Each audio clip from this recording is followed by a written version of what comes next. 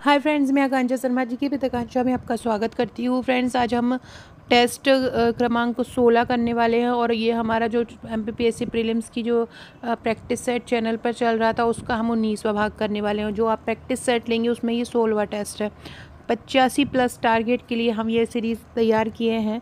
साथ में इसके आपको वाई सीरीज़ भी करना है और हमारी सुपरफास्ट सीरीज़ करनी है और प्रैक्टिस सेट करना है। बस आपको यही करना है। 23 जून को टारगेट मानकर ये हमारा प्रैक्टिस सेट है, यूनिट वाइज है, नए सिलेबस के अनुसार है।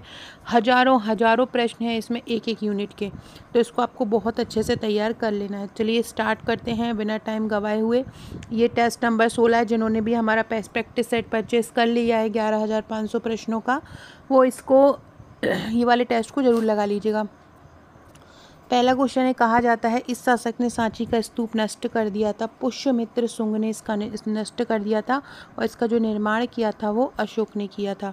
दूसरा है, 1988-18 में राजधानी महेश्वर से इंदौर किसने स्थानांतरित की थी? मल्हारराव होलकर द्वितीय ने की थी महेश्वर से इंदौर स्थानांतरित। परमार के परिवारों को किसने स्थापित किया था? परमार के परिवार को राष्ट्रकूटों द्वारा स्थापित किया गया था। अगला है, भोपाल के नवाब कौन थे इनमें से? तो फैज मोहम्मद खान जो थे वो भोपाल के नवाब थे। अगला है, युद्ध जो इंदौर, नागपुर, रीवा तत्कालीन राज्यों को ब्रिटिश राज्य के अंतर्गत ले गया था, ऐसा कौन सा युद्ध है जो रीवा, इंदौर या नागपुर को ब्रिटिश राज्य में ले आया था? तो वो था तीसरा आंग्ल मराठा युद्ध। कमेंट करके बताइएगा कि तीसरा आंग्ल मराठा युद्ध कब हुआ था। सभी लोग कमेंट करके ज़रूर बताइएगा जिनको भी मेरे वीडियोस पसंद आते हैं। अगला है, किसने यह कहा था कि हिंदुस्तान की कुंजी ग्वालियर है? वॉरेन हेस्टिंग्स ने कहा था कि हिंदुस्तान की कुंजी ग्वालियर है। बहुत इंपॉर्टेंट क्वेश्चन है ये। अगला है, खजुराहो का उल्लेख डैश के द्वारा मोहम्मद गजनी के छापे और विभिन्न विजय के दौरान राजधानी के रूप में किया गया था? तो अलबर्नी। खजुराहो का उल्लेख अलबर्नी के द्वारा किया गया था। अगला है, खालिस्तान ने सेकंड शताब्दी में मालवा पर विजय प्राप्त करी थी? तो गौतमीपुत्र सातकर्णी ने दूसरी शताब्दी में मालवा पर विजय प्राप्त की थी। किसने की थी? गौतमीपुत्र सातकर्णी ने। कहा जाता है कि सम्राट अशोक की पत्नी यहाँ पैदा हुई थी। तो सम्राट अशोक की पत्नी विदिशा में पैदा हुई थी और विदिशा में पैदा हुई थी, उनका नाम क्या था? श्रीदेवी था। अगला है, पौराणिक कथाओं में कहा जाता है कि भिंड पर इनमें से किसने शासन किया था? भिंड पर राजा बलराम जो थे उन्होंने शासन किया था। वह राजवंश जिसका तीसरी सदी के दौरान मध्य भारत पर नियंत्रण था वो थे सातवाहन। सातवाहन का तीसरी सदी के दौरान मध्य भारत पर नियंत्रण था। अगला है, हुणों को हराने वाले मालवा के राजा कौन थे? हुणों को जिसने हराया था वो मालवा के राजा थे सिंधिया। सिंधिया ने हुणों को हराया था। इसमें आपको गलत जोड़ी बताना है, कौन सा राजा और कौन से क्षेत्र गलत है किस राजा की। देखो, यशोवर्मन ने मालवा पर शासन नहीं किया था, बघेलखंड साइड पर शासन, तो ये पहला वाला गलत हो जाएगा। इसके बाद चंबल में यह इन्होंने किया था, चंदेल में बुंदेलखंड ने किया था, तोमर ने मांडू में किया था, बिल्कुल सही। उज्जैन में सको ने किया था, ये भी सही है, तो पहला गलत हो जाएगा। 1818 तक मराठा होलकर की अवधि के दौरान मालवा की राजधानी कौन सी थी? महेश्वर थी। जब तक होलकर रहे थे तब तक जो मराठा की राजधानी थी वो महेश्वर रही थी। फ्रेंड्स, हमारा ये प्रैक्टिस सेट बहुत ही शानदार है। एक एक क्वेश्चन बहुत इंपॉर्टेंट है। अगर आपने हमारे 1 से 100 टेस्ट लगा लिए तो आपका प्रीलिम्स में होना पक्का है, क्योंकि हम हर क्वेश्चन कवर कराते हैं। साथ में एक ग्रुप भी प्रोवाइड कराते हैं, उस ग्रुप में भी हम आपकी तैयारी कराते हैं। उस ग्रुप में भी महत्वपूर्ण कंटेंट देते हैं, महत्वपूर्ण क्वेश्चन आंसर्स देते हैं, महत्वपूर्ण करंट अफेयर्स देते हैं। पूरे मंथ का करंट अफेयर्स दिया जाता है। इसके साथ वो ऑनलाइन ग्रुप फ्री मिलता है। इसकी जो सॉफ्ट कॉपी है हमारे प्रैक्टिस सेट की वो 499 की है और इसकी हार्ड कॉपी 1399 प्लस डिस्टेंस के अकॉर्डिंग कोरियर चार्ज रहेगा। 499 में आपको ये 11,500 प्लस MCQ पूरे के पूरे एक साथ आपको व्हाट्सएप पर दे दिए जाते हैं। कैसे हैं क्वेश्चन? ये टेस्ट आप देख ही रहे हैं, अगले टेस्ट पिछले टेस्ट आप देख सकते हैं। प्लेलिस्ट में प्लेलिस्ट बना दी है प्री प्रैक्टिस सेट के नाम से। भोपाल में गौहर महल 1816 में किसके अधीन था? तो ये नवाबों के अधीन था। अगला है, भोपाल के युद्ध 1773 में पेशवा बाजीराव ने किसे पराजित किया था? पेशवा बाजीराव ने हैदराबाद के निजाम को पराजित किया था। अगला है, किस राजा ने विदिशा को अपनी राजधानी बनाया था? तो विदिशा को अपनी राजधानी बनाया था हर्षवर्धन ने। किसने बनाया था? हर्षवर्धन ने। परमार वंश का सर्वाधिक प्रतापी राजा कौन था? परमार वंश का सबसे प्रतापी राजा था राजा भोज। मराठा पेशवा बाजीराव का जन्म किस किले में हुआ था? तो धार के किले में हुआ था पेशवा बाजीराव का जन्म। ग्वालियर के सिंधिया वंश का जो संस्थापक था वो कौन था? राणोजी सिंधिया सिंधिया वंश के संस्थापक थे। रामगढ़ को किस रानी ने अंग्रेजों के विरुद्ध युद्ध किया था? रामगढ़ की कौन सी रानी थी? रानी अवंतीबाई ने किया था। जबलपुर सत्याग्रह का आरंभ कब हुआ था? जबलपुर सत्याग्रह का आरंभ हुआ था 1923 में। लोक कथाओं में जो वर्णित आला ऊदल हैं उनकी जो सेनापति थे वो कौन थे? आला ऊदल जो सेनापति थे वो चंदेल शासकों के सेनापति थे आला ऊदल। अगला है, मांडू का शासक बाज बहादुर किस शासक के समकालीन था? तो ये अकबर के समकालीन था। किस जिले में अशोक के शिलालेख पाए जाते हैं? दतिया में अशोक के शिलालेख पाए जाते हैं। गोविंद दास पंडिका द्वारका मिश्रा के नेतृत्व में नमक सत्याग्रह कहाँ पर आरंभ हुआ था? जबलपुर में। मराठों के पराभव के बाद किसने भोपाल में स्वतंत्र नवाबी राज्य की स्थापना की थी? मराठों के उत्पन्न होने के बाद किसने की थी? दोस्त मोहम्मद खान ने की थी। ये पूछा भी जा चुका है एक बार। किस शासक द्वारा मंदसौर के किले का निर्माण किया गया था? अलाउद्दीन खिलजी ने मंदसौर के किले का निर्माण किया। किस राजा ने उज्जैन में जंतर मंतर वेधशाला का निर्माण करवाया था? सवाई जयसिंह ने करवाया था। होशंगाबाद शहर के संस्थापक कौन थे? होशंगाबाद शहर का संस्थापक था होशंग शाह। कौन था? होशंग शाह। अहिल्याबाई होलकर में किस राजवंश से संबंधित है? अहिल्याबाई होलकर राजवंश से संबंधित है। अगला है, कौन से शहर ने 6ठी शताब्दी ईसा पूर्व में भारतीय शहरीकरण की दूसरी लहर के दौरान अवंती राज्य की राजधानी के रूप में काम किया है? उज्जैन ने किया है। फ्रेंड्स, ये देख रहे हैं आप, हर टेस्ट के नीचे उसके इस प्रकार से आंसर भी दिए हुए हैं, तो आपको पेज पलट के देखने के आंसर चेक करने की ज़रूरत नहीं है, आपको नीचे ही उसके आंसर मिल जाएंगे। अगला क्वेश्चन है, सिंधिया के जो ग्वालियर राज्य का जो पहला मराठा साम्राज्य था वो कौन था? तो वो था राणोजी सिंधिया जी, यही संस्थापक थे। अगला है, मध्य प्रदेश के राजगौड़ राजाओं की नाबाद राजधानी रामगढ़ के निर्माता कौन थे? रामगढ़ का निर्माता थे हृदय शाह। रामगढ़ के निर्माता कौन थे? हृदय शाह थे। मांडू के सुल्तान बाज बहादुर को किसने पराजित किया था? अकबर की सेना ने पराजित किया था। 1517 में ग्वालियर के राजा विक्रमाजीत तोमर को किसने हराया? तो ये हराया था इब्राहिम लोदी ने। शहडोल जिले में किस शासक के सिक्के प्राप्त हुए हैं? शहडोल से कनिष्क के सिक्के प्राप्त हुए हैं। राजा भोज जिन्होंने भोपाल शहर को नाम दिया था, उन्होंने कहाँ पर शासन किया है? उन्होंने इंदौर और धार दोनों ही जगह पर शासन किया है। सिहोनिया जो एक जगह है वो मध्य प्रदेश के किस जिले में है? किस जगह पर है? तो वो मुरैना में है। 14वीं शताब्दी में मालवा क्षेत्रीय साम्राज्य स्थापित हुआ। इसकी राजधानी क्या थी? तो इसकी राजधानी थी गोंड। कौन सा राजवंश इंदौर पर शासन करता था? होलकर राजवंश इंदौर पर शासन करता था। अगला है, रानी अवंतीबाई कहाँ से संबंधित है? तो जो रानी अवंतीबाई है वो रामगढ़ से संबंधित है। शहर स्लीमेनाबाद को कर्नल विलियम हेनरी स्लीमन से अपना नाम मिला है। वह किसके दमन के लिए जाना जाता है? ठगी गतिविधियों के लिए जाना जाता है। भोपाल राज्य किस साल में एक ब्रिटिश संरक्षक बन गया था? 1818 में बन गया था। 18वीं शताब्दी में होलकर रानी अहिल्याबाई की प्रतिभा में कौन सी कला जो प्रेरित करती है? तो महेश्वर की साड़ी। भारत में नेपोलियन के रूप में किस मध्यवर्तीय शासक को जाना जाता है? यशवंतराव होलकर को जाना जाता है। मुगल शासकों में से मुकुंदपुर में किसका जन्म हुआ है? अकबर द्वितीय जो हैं उनका जन्म जो है मुकुंदपुर में हुआ है। किस स्थान को राजा कीर्तिवीर्य अर्जुन की राजधानी के रूप में जाना जाता है? तो कीर्तिवीर्य अर्जुन की राजधानी के रूप में महेश्वर को जाना जाता है। मध्य प्रदेश से भोपाल किस वर्ष में विलय हो गया था? 1956 में मध्य प्रदेश में भोपाल विलय हो गया था।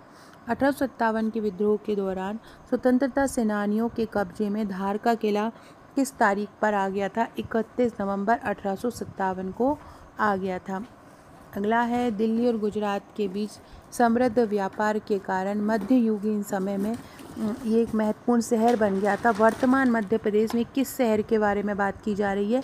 दिल्ली और गुजरात के बीच ये व्यापार का केंद्र बन गया था, तो ये था सिरोंज। सिरोंज की एक छीट कला थी, उसके कारण ये एक व्यापार का केंद्र बन गया था।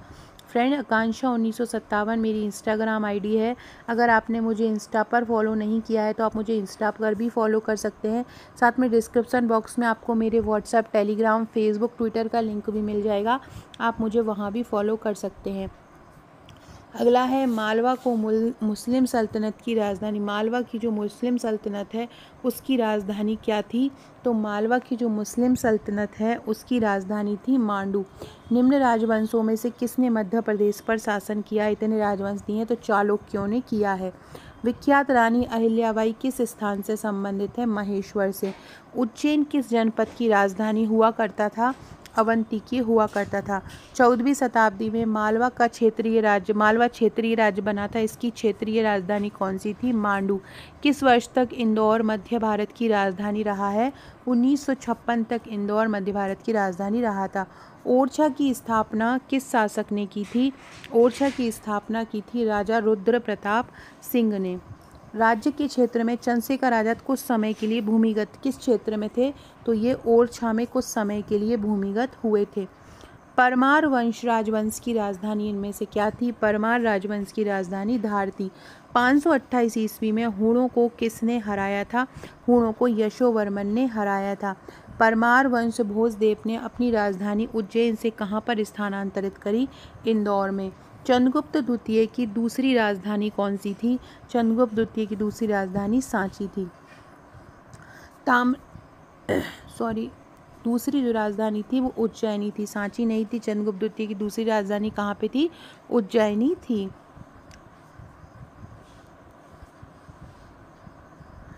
और परमार वंश भोजदेव ने अपनी राजधानी उज्जैन से कहाँ स्थानांतरित की थी? धार में स्थानांतरित की थी। ताम्रपाषाण संस्कृति कायथा जो है वो किस जिले में है? कायथा उज्जैन में है। कायथा कहाँ पर है? उज्जैन में। इतिहास के अनुसार किसने ग्वालियर की स्थापना की है? ग्वालियर की स्थापना सूरज सिंह ने की थी। किसने की थी? सूरज सिंह ने। उज्जैन प्राचीन कालीन अवंती की राजधानी थी और यहाँ पर किसका शासन था? यहाँ पर राजा विक्रमादित्य का शासन था। होलकर शासन जो थे उसके संस्थापक कौन थे? होलकर शासन के संस्थापक थे मल्हारराव। भोपाल की जामा मस्जिद किसके द्वारा बनाई गई थी? कुदसिया बेगम द्वारा भोपाल की जामा मस्जिद बनाई गई थी। अगला क्वेश्चन है फ्रेंड्स, मैं बार बार ये आपको बोलूँगी, आपको प्रीलिम्स के लिए हमारी ये बस ये 3 सीरीज़ कर लेना है। ये जो मैं प्रैक्टिस सेट आपको करा रही हूँ बस ये कर लेना है। ये जो 11,500 MCQ का हमारा प्रैक्टिस सेट है जिसकी सॉफ्ट कॉपी 499 रुपये की है। साथ में आपको हमारी वाई सीरीज़ जो टॉपिक वाइज आ रही है, आज मैं लाने वाली थी पर किन्हीं कारणों से ला नहीं पाई, रात को ये टॉपिक वाइज सीरीज़ लेके आऊँगी। और साथ में आपको एक मैं फटाफट सीरीज़ बना रही हूँ, उसमें मैं सुपर फास्ट क्वेश्चन आपको करा रही हूँ, वो करिए, आपका प्रीलिम्स बिल्कुल नहीं रुकेगा। जिन्होंने हमारे प्रैक्टिस सेट या जिन्होंने हमारे प्रीलिम्स के नोट्स लिए हैं वहाँ ग्रुप में भी मैं बहुत शानदार तैयारी करा रही हूँ। हर वीडियो की PDF वहाँ पे डाल रही हूँ ताकि आप तुरंत उसको पढ़ के याद कर सकें। खजुराहो किन शासकों की राजधानी थी? चंदेल की। ताजुल मस्जिद का निर्माण किनके द्वारा शुरू किया था? सुल्तान शाहजहां बेगम द्वारा। रानी दुर्गावती किस प्रदेश से संबंधित हैं? रानी दुर्गावती जबलपुर से संबंधित हैं। जबलपुर का ध्वज सत्याग्रह किस वर्ष हुआ था? 1923 में हुआ था। मालवा का प्रथम मराठा सूबेदार को किस नाम से जाना जाता है? मालवा के प्रथम मराठा सूबेदार मल्हारराव होलकर हैं। किसे रॉबिन हुड के नाम से जाना जाता है? रॉबिन हुड के नाम से टंट्या भील को जाना जाता है। कौन से राजपूत समूह में रुद्र प्रताप से संबंधित थे? तो ये थे बुंदेल। शाहजहां बेगम भोपाल की कौन सी शासिका थी? ये शाहजहां बेगम जो थी वो 8वीं शासिका थी। कौन सी थी? 8वीं शासिका थी। कौन सा चंद्रशेखर आज़ाद का इनमें से जन्म स्थान है? तो जो भाबरा है जो अलीराजपुर में, वहीं पर ही चंद्रशेखर आज़ाद का जन्म स्थान है, जबकि ओरछा में ये कुछ समय के लिए चले गए थे। मध्य प्रदेश में यूनेस्को द्वारा विश्व धरोहर के रूप में सूचीबद्ध किस स्मारक समूह का निर्माण चंदेल शासकों ने किया था? खजुराहो का निर्माण किया था। इसको 1986 में इसको विश्व विरासत स्थल में शामिल भी किया गया है। रानी दुर्गावती ने भूतपूर्व मध्य प्रदेश की किस रियासत पर शासन किया था? तो इन्होंने किया था गोंडवाना में। शाहजहां की रानी मुमताज महल की मृत्यु मध्य प्रदेश के किस स्थान पर हुई है? तो ये हुई है बुरहानपुर में। किसने मुगलों से आधी शताब्दी तक लड़ाई की और बुंदेलखंड को मुक्त करवाया था? राजा छत्रसाल में। मध्यकालीन चंदेल वंश के संस्थापक कौन थे? चंदेल वंश के जो संस्थापक थे वो थे नन्नुक। कौन सा परमार वंश का शासक इनमें से नहीं था? परमार्दी देव नहीं था, बाकी से एक द्वितीय भोज और सिंधुराज थे। अंग्रेजों के खिलाफ लड़ने वाली झांसी की रानी लक्ष्मीबाई ने ग्वालियर के पास किस वर्ष में अपना जीवन गंवा दिया था? 1859 में गंवा दिया था। राजा बनने से पहले सम्राट अशोक वर्तमान में किन जिलों के राज्यपाल थे? उज्जैन के राज्यपाल थे। फ्रेंड्स, ये 100 क्वेश्चन का बहुत ही शानदार टेस्ट है, इसको ज़रूर लगा लीजिएगा आप लोग। मौर्य युग में मालवा का पश्चिमी भाग अवंतिका कहलाता था, जिसकी राजधानी उज्जैनी थी, तथा पूर्वी भाग अकरा कहलाता था। उस पूर्वी भाग की राजधानी क्या थी? विदिशा थी। नरेश मांधाता के पुत्र जिसने गंधर्वों को हराया था वो कौन थे? तो वो थे पुरुकुस। शहीद चंद्रशेखर आजाद का जन्म भावरा में कब हुआ था? तो ये हुआ था 23 जुलाई 1906 में। अमझेरा रियासत का संबंध किससे है? अमझेरा जो रियासत है उसका संबंध धार से है। राजा नल की राजधानी नरवर किस जिले में स्थित है? शिवपुरी में स्थित है। जनरल दोस्त मोहम्मद खान वास्तव में क्या थे? तो जनरल दोस्त मोहम्मद खान वास्तव में अफगान थे। इनमें से कौन परमार वंश का शासक नहीं था? उपेंद्र थे, मुंज थे, उदयादित्य थे, गांगेयदेव नहीं था। धंगदेव किस वंश का शासक था? जो धंगदेव था वो चिजाग भुक्ति के चंदेल थे। कौन सा स्वतंत्रता सेनानियों का जन्म मध्य प्रदेश में हुआ था? तो टंट्या भील, चंद्रशेखर आजाद दोनों का ही जन्म मध्य प्रदेश में हुआ था। निम्नलिखित में से किस सदी में दिल्ली सल्तनत ने उत्तर मध्य प्रदेश पर कब्जा कर लिया था? तो किसने किया था?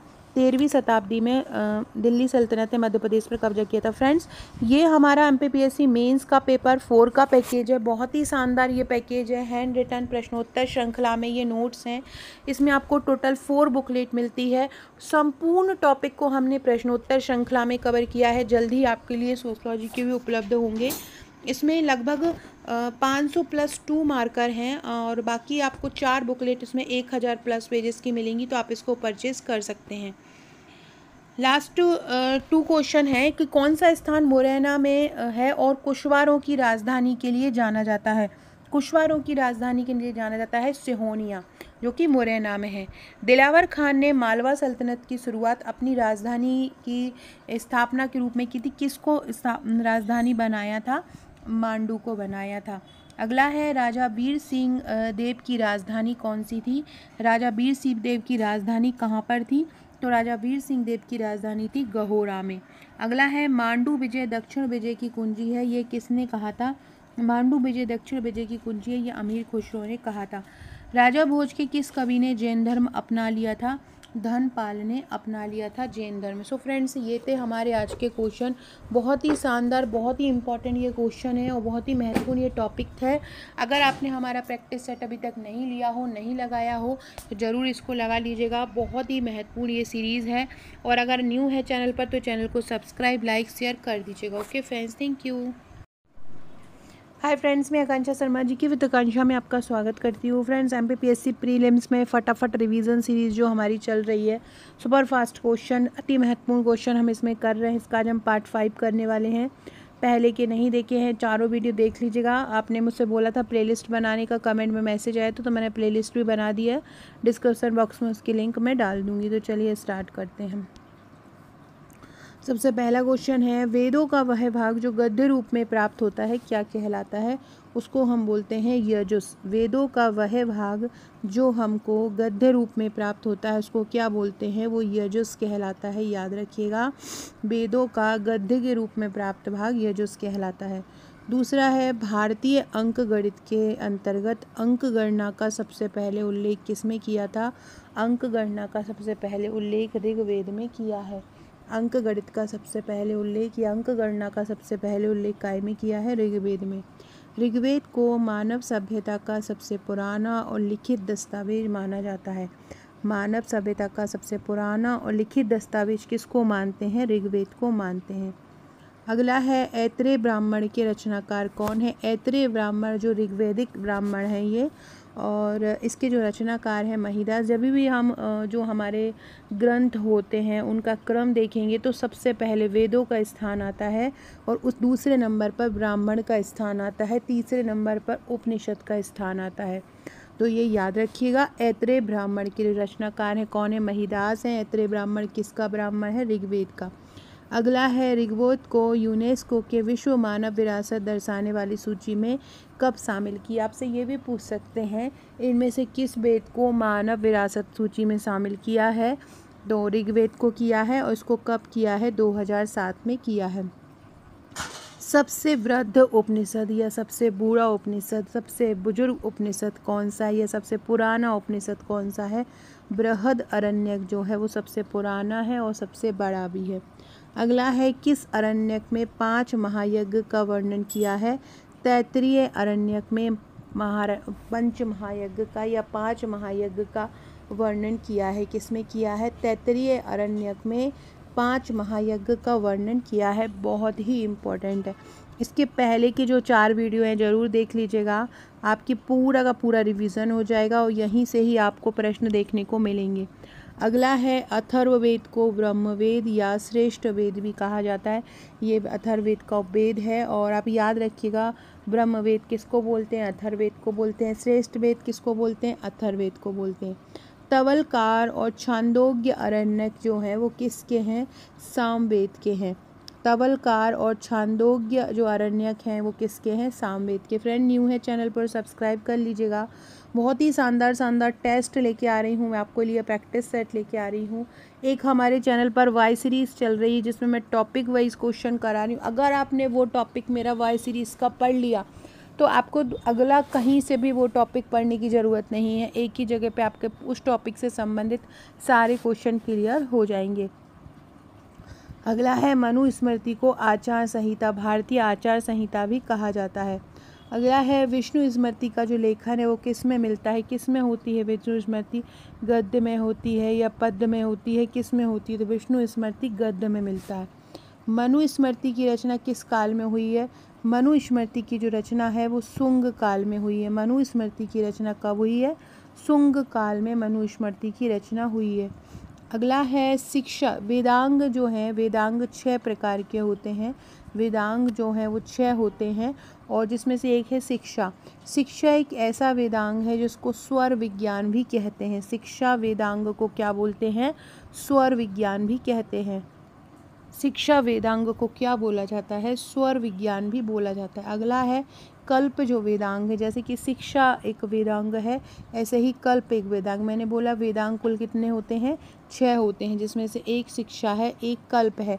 कल्प जो वेदांग है उसके 3 भाग होते हैं। कल्प वेदांग के कितने भाग होते हैं, 3। अगला है जो एक होता है वेदांग ज्योतिष। शिक्षा हुआ, कल्प हुआ, ज्योतिष हुआ, ये सभी वेदांग के ही प्रकार हैं। 6 वेदांग होते हैं। ज्योतिष वेदांग को वेद पुरुष का नेत्र माना गया है। आपसे पूछेंगे इनमें से किस वेदांग को वेद पुरुष का नेत्र माना है, तो याद रखना है ज्योतिष वेदांग को। जो ज्योतिष वेदांग है उसको वेद पुरुष का नेत्र माना गया है। अगला है सबसे छोटा उपनिषद कौन सा है, जो मांडूक्य उपनिषद है वो सबसे छोटा उपनिषद है। ऋत के रक्षक कौन है, जो ऋत होता है, जो ऋत जो होता है ना, ऐसा माना जाता है कि सारी प्रकृति का जो आधार है वो इसी ऋत में ही दिया गया है। तो इसके जो रक्षक हैं वो कौन है, Varun. Very very important question. ऋत के रक्षक कौन है, तो ऋत के रक्षक है वरुण। ऋत के रक्षक कौन है, ऋत के रक्षक वरुण। इसकी PDF आपको हमारा जो प्रैक्टिस सेट लिया होगा अगर आपने, या आपने हमारे MPPSC प्रीलिम्स के नोट्स लिए होंगे, तो उसके साथ हम आपको एक व्हाट्सएप का ग्रुप प्रोवाइड कराते हैं। उस व्हाट्सएप के ग्रुप में आपको ये जो वीडियोस हैं उनकी PDF दे दी जाएगी और जितने भी वीडियोस हो चुके हैं इनके पार्ट वो उसमें दे दी गई है। बस आपको प्रैक्टिस सेट पढ़ना है, मेरा एक वाई सीरीज़ पढ़ना है, प्लस जो मैं ये फटाफट सीरीज़ करा रही हूँ इनको करना है। बाकी करंट अफेयर्स वगैरह भी मैं ग्रुप में करा रही हूँ। ये हमारा MPPSC प्रीलिम्स का प्रैक्टिस सेट है। यूनिट वाइज नए सिलेबस के अनुसार है। हर यूनिट के 1000+ MCQ हैं। इसकी जो सॉफ्ट कॉपी है वो 499 रुपये की है और जो इसकी हार्ड कॉपी है वो क्या है, इसकी 1399 प्लस 90 रुपये की इसकी हार्ड कॉपी है। बाकी समय कम है, आप सॉफ्ट कॉपी ले सकते हैं। जो मेन मैं टेस्ट बनाऊँ वो टेस्ट लगा सकते हैं।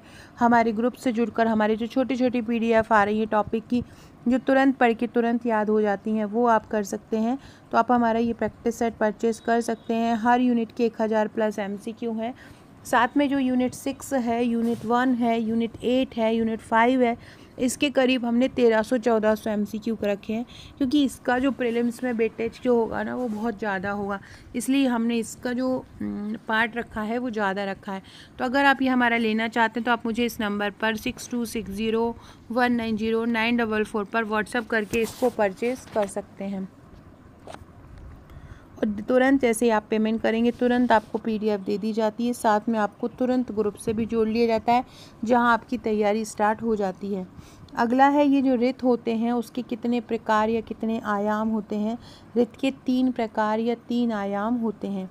अगला है बुद्ध काल का सबसे बड़ा गणराज्य कौन सा है। बुद्ध काल का जो सबसे बड़ा गणराज्य था वो था वैशाली। समिति के अध्यक्ष को क्या कहा जाता था वैदिक काल में। समिति के अध्यक्ष को ईशान या पति कहा जाता था। अगला है विदत का उल्लेख ऋग्वेद में कितने बार किया है। विदत का उल्लेख ऋग्वेद में 122 बार किया है। विदत का उल्लेख ऋग्वेद में कितने बार किया है। विदत का उल्लेख ऋग्वेद में 122 बार किया है। अथर्ववेद में नरिष्ठा किसको बोलते हैं। अथर्ववेद में नरिष्ठा जो होता था वो सभा को कहा जाता था। अथर्ववेद में नरिष्ठा किसको बोला जाता था, तो अथर्ववेद में जो नरिष्ठा है वो सभा को बोला जाता था। नरिष्ठा किसको बोलते थे, अथर्ववेद में सभा को बोला जाता था। वैश्विक दर्शन के या वैशेषिक दर्शन के जो प्रवर्तक थे वो कौन थे। वैशेषिक दर्शन के प्रवर्तक थे कणाद। षड दर्शन में न्याय और वैशेषिक दर्शन को जुड़वा दर्शन बोला है। ये पूछ सकते हैं कि जुड़वा जो दर्शन है वो किस किस को बोला जाता है, तो षड दर्शन में न्याय दर्शन और वैशेषिक दर्शन को जुड़वा दर्शन कहते हैं। अगला है वैदिक साहित्य में 3 ऋण वर्णित हैं। एक तो है देव ऋण, एक है ऋषि ऋण और एक है पितृ ऋण। 3 प्रकार के ऋणों का वर्णन वैदिक साहित्य में किया गया है, देव ऋण, ऋषि ऋण और पितृ ऋण। मनुष्य यज्ञ या अतिथि यज्ञ जो है उसको नृ यज्ञ भी बोलते हैं। ये बहुत ही इम्पोर्टेंट क्वेश्चन है, इसकी आने की 99% संभावना है कि जो नृ यज्ञ है वो किसको बोलते हैं, तो अतिथि यज्ञ हो या मनुष्य यज्ञ हो, इन सबको नृ यज्ञ बोलते हैं। अगला है समावर्तन या दीक्षांत संस्कार कब किया जाता है, तो समावर्तन या जो दीक्षांत संस्कार है वो विवाह के पूर्व किया जाता है। जो ब्रह्म यज्ञ है वो गृहस्थों द्वारा नहीं किया जा सकता। इनमें से कौन सा यज्ञ है जो गृहस्थों द्वारा नहीं किया जा सकता, ऐसे पूछेंगे तो ब्रह्म यज्ञ गृहस्थों द्वारा नहीं किया जाता। उपनिषद में जो कर्मकांड होते हैं उसको क्या बोलते हैं। उपनिषद में कर्मकांड को अवर कहा जाता है। उपनिषद में कर्मकांड को क्या बोलते हैं, अवर बोलते हैं। वेरी इंपॉर्टेंट, उपनिषद में कर्मकांड को क्या बोलते हैं, अवर।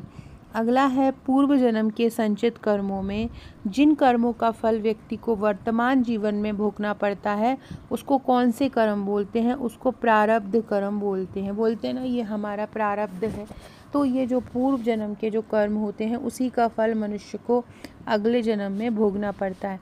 फ्रेंड्स कमेंट करके बताइएगा कि वर्तमान हमारे जो वैदिक साहित्य है उसमें संस्कारों की संख्या कुल कितनी बताई गई है।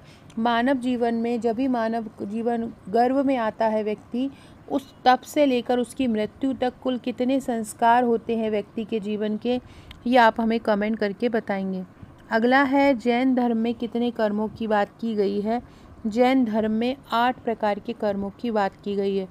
करुणा के बोधिसत्व किसको बोला जाता है, तो अवलोकितेश्वर या पदम पाणी या लोकेश्वर को करुणा का बोधिसत्व बोला जाता है। सामंत्र भद्र अभ्यास और ध्यान से जुड़े बोधिसत्व हैं। याद रखना कौन से बोधिसत्व। बोधिसत्व जो 10 तरह का ज्ञान प्राप्त किए हुए होते हैं, बौद्ध धर्म में इसका वर्णन है। तो करुणा के तो माने जाते हैं कौन, करुणा के तो माने जाते हैं अवलोकितेश्वर, पद्मपाणी या लोकेश्वर, ये माने जाते हैं। लेकिन जो सामंत भद्र होते हैं वो अभ्यास और ध्यान से जुड़े बोधिसत्व होते हैं। अगला है आकाश गर्भ जो कि एक बोधिसत्व है, वो किसके जुड़वा भाई हैं, वो क्षिति गर्भ को जुड़वा भाई मानते हैं। अगला है पापों को शुद्ध करने की क्षमता संपन्न बोधिसत्व कौन सा है, मतलब ऐसा बोधिसत्व जो पापों को शुद्ध करता है वो कौन है, वो है आकाश गर्भ। फ्रेंड क्वेश्चन आपको कैसे लग रहे हैं कमेंट करके ज़रूर बताइएगा। और आकांक्षा 1957 ये मेरी इंस्टाग्राम आईडी है। आकांक्षा 1957, आकांक्षा 1957। ये मेरी इंस्टाग्राम आईडी है, आप मुझे इंस्टा पर भी फॉलो कर सकते हैं। साथ में हमारे टेलीग्राम चैनल की लिंक आपको डिस्क्रिप्शन बॉक्स में मिल जाएगी, व्हाट्सअप ग्रुप की लिंक मिल जाएगी, उधर से आप मेरे को ज्वाइन कर सकते हैं। साथ में आप फेसबुक से भी मुझे ज्वाइन कर सकते हैं। आपने आपका नंबर अगर मेरे पास सेव नहीं कराया है तो हाय लिखकर सेव करा दीजिए। 1 तारीख से व्हाट्सअप स्टेटस के थ्रू भी आपको बहुत सारे क्वेश्चन मिलते रहेंगे। अगला है, बुद्ध के ज्ञान को प्रकट करने वाला बोधिसत्व कौन है? जो बुद्ध के ज्ञान को प्रकट करता है वो है मंजूश्री। कौन है? बुद्ध के ज्ञान को प्रकट करने वाला बोधिसत्व कौन है? मंजूश्री है। अगला है, मैत्रेय का अवतार लाफिंग बुद्धा को कहा जाता है। मैत्रेय जो कि एक बोधिसत्व हैं, उन्हें किसका अवतार उनका अवतार किसको बोला जाता है? लाफिंग बुद्धा को बोला जाता है।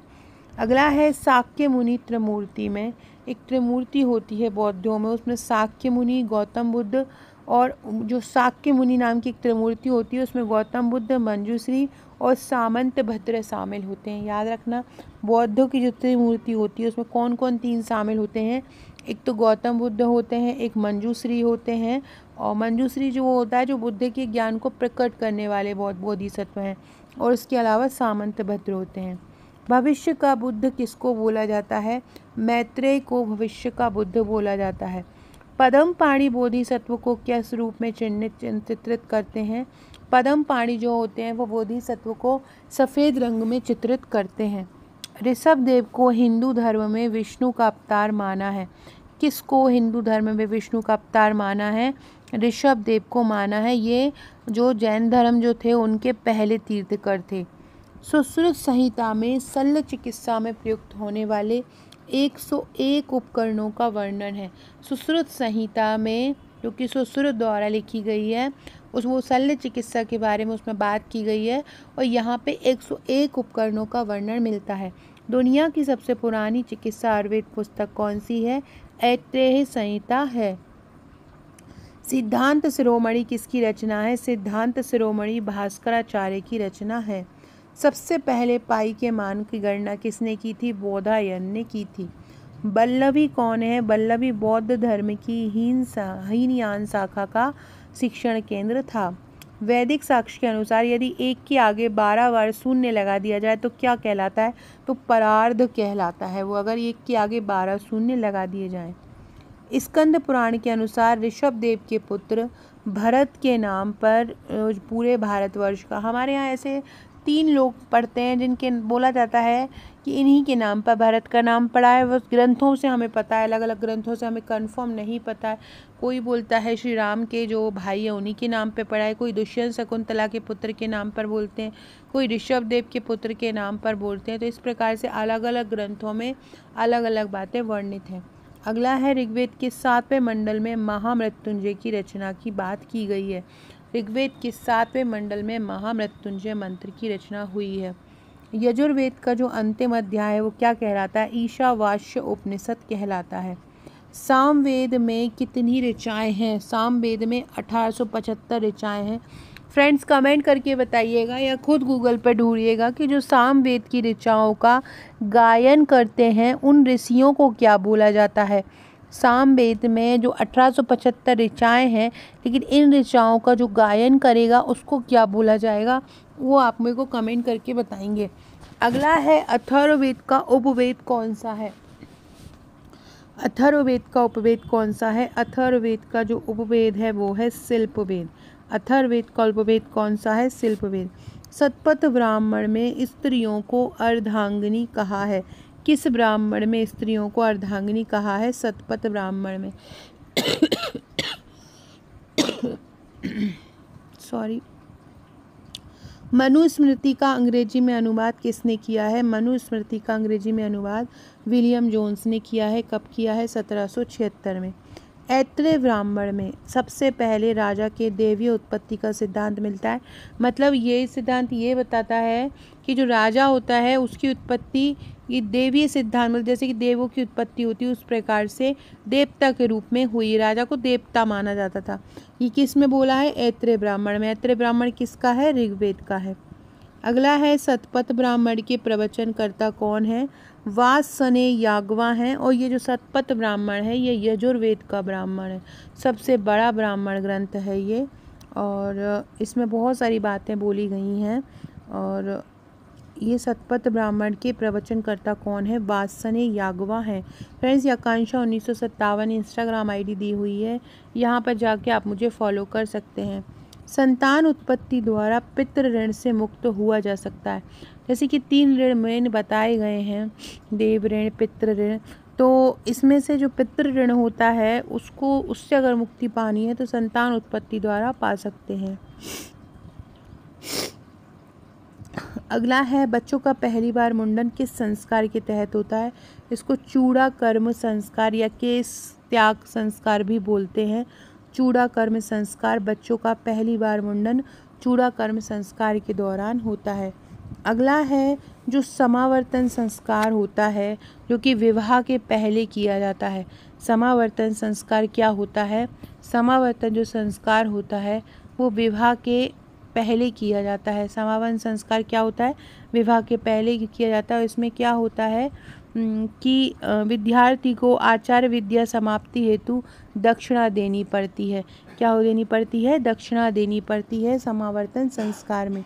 अगला है पुंसवन संस्कार क्या होता है? देखो, पुंसवन संस्कार जितने भी टोटल संस्कार होते हैं उसमें दूसरे नंबर का संस्कार होता है। इसमें क्या होता है? एक विशेष औषधि को गर्भवती स्त्री की नासिका में के छिद्र में भीतर पहुंचाया जाता है। ऐसा माना जाता है कि इससे क्या होता है कि बच्चा और जो माँ होती है वो दोनों स्वस्थ रहती है।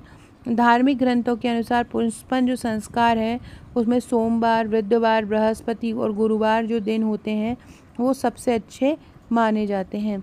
तो याद रखिएगा, ये पुंसवन संस्कार क्या होता है? औषधि पहुंचाई जाती है तो उसकी शारीरिक कष्टों से रक्षा के लिए दूसरा संस्कार होता है। अगला है यजुर्वेद को जो पढ़ने वाला ऋषि होता है वो क्या कहलाता है? यजुर्वेद को पढ़ने वाला ऋषि अर्धवर्यु कहलाता है। पुनर्जन्म का सिद्धांत किस ब्राह्मण में मिलता है? पुनर्जन्म का सिद्धांत सतपथ ब्राह्मण में मिलता है, जो कि यजुर्वेद ब्राह्मण है। फ्रेंड्स, ये हमारा मेंस के पैकेज का जो इस प्रकार से मेंस के पैकेज आपको मिलेंगे। ये प्रैक्टिस सेट का रिव्यू है, इस प्रकार का प्रैक्टिस सेट मिलेगा। ये मेंस में उद्यमिता प्रबंधन है, फ्लो चार्ट डायग्राम सहित ये नोट्स तैयार किए गए हैं। प्रश्न उत्तर श्रृंखला में हर टॉपिक के मैक्सिमम जितने प्रश्न बन सकते, जैसे कि महिला उद्यमी टॉपिक है, अब महिला उद्यमी से जितने मैक्सिमम क्वेश्चन बन सकते थे हमने इसमें कवर किए हैं। बहुत ही शानदार तरीके से ये पेपर 4 रेडी हो चुका है। पेपर 4 में टोटल 4 बुकलेट आपको मिलती हैं। इसमें 2 मार्कर की बुकलेट अब जिसमें आपको 500 प्लस प्रश्न मिलते हैं, एक केस स्टडी की बुकलेट मिलती है और 2 बाइंडिंग की हुई बुकलेट मिलती हैं। 1000 पेजेस मिलते हैं जिसमें पूरा सिलेबस इसमें कवर रहता है। तो अगर आप ये लेना चाहते हैं तो मुझे व्हाट्सअप कर सकते हैं। साथ में ये मेरा MPPSC प्रीलिम्स का पैकेज है। MPPSC प्रीलिम्स की थ्योरी नोट्स इसमें टोटल 10 बुकलेट आपको मिलती हैं। सो फ्रेंड्स, अगर आप ये नोट्स लेना चाहते हैं तो आप मुझे व्हाट्सअप कर सकते हैं। वीडियो अच्छा लगे तो लाइक, शेयर, सब्सक्राइब जरूर कीजिएगा। Okay friends, thank you.